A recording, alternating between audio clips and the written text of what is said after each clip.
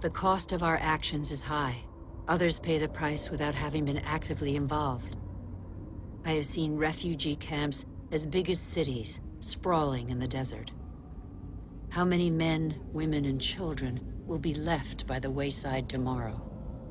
Must we always build walls to break the chain of human solidarity, separate peoples, and protect the happiness of some from the misery of others? It's too late to be a pessimist. I know that a single human can knock down every wall. It's too late to be a pessimist. Worldwide, 4 children out of 5 attend school. Never has learning been given to so many human beings. Everyone, from richest to poorest, can make a contribution. Lesotho, one of the world's poorest countries, is proportionally the one that invests most in its people's education. Qatar, one of the world's richest states, has opened its doors to the best universities. Culture, education, research, and innovation are inexhaustible resources. In the face of misery and suffering, millions of NGOs prove that solidarity between peoples is stronger than the selfishness of nations.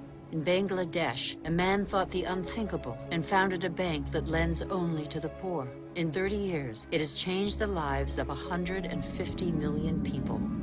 Antarctica is a continent with immense natural resources that no country can claim for itself, a natural reserve devoted to peace and science. A treaty signed by 49 states has made it a treasure shared by all humanity. It's too late to be a pessimist. Governments have acted to protect nearly 2% of the world's territorial waters. It's not much, but it's 2 times more than 10 years ago. The first natural parks were created just over a century ago. They cover over 13% of the continents. They create spaces where human activity is in step with the preservation of species, soils, and landscapes. This harmony between humans and nature can become the rule, no longer the exception. In the United States, New York has realized that nature does for us. These forests and lakes supply all the drinking water the city needs. In South Korea, the forests have been devastated by war. Thanks to a national reforestation program, they once more cover 65% of the country. More than 75% of paper is recycled. Costa Rica has made a choice between military spending and the conservation of its lands. The country no longer has an army. It prefers to devote its resources to education, ecotourism, and the protection of its primary forest. Gabon is one of the world's leading producers of wood. It enforces selective logging, not more than 1 tree every hectare.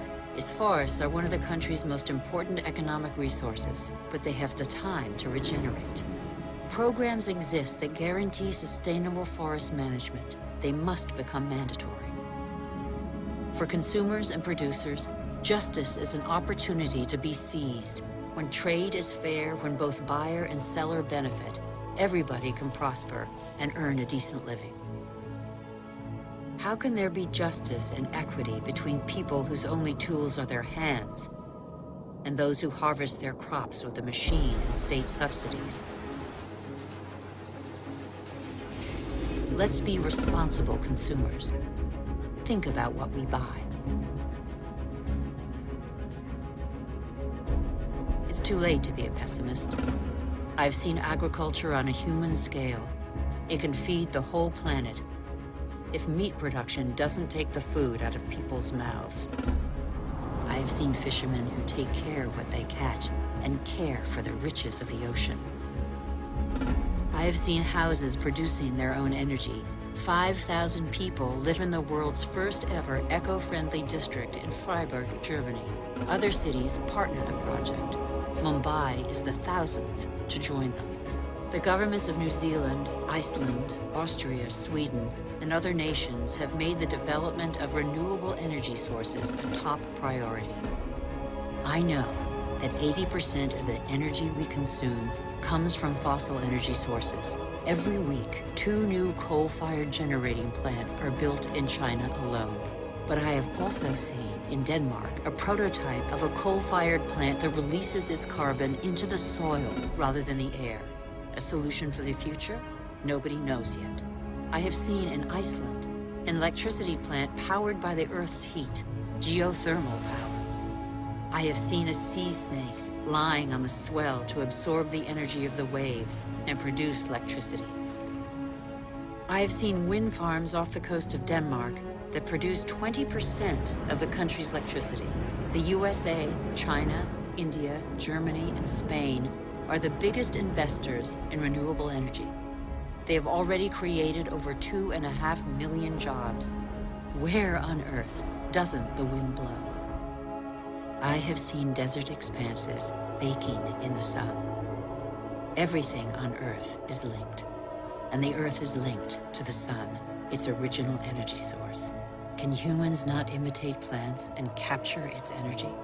In 1 hour, the sun gives the Earth the same amount of energy as that consumed by all humanity in 1 year. As long as the Earth exists, the sun's energy will be inexhaustible. All we have to do is stop drilling the Earth and start looking to the sky. All we have to do is learn to cultivate the sun. All these experiments are only examples, but they testify to a new awareness. They lay down markers for a new human adventure based on moderation, intelligence, and sharing.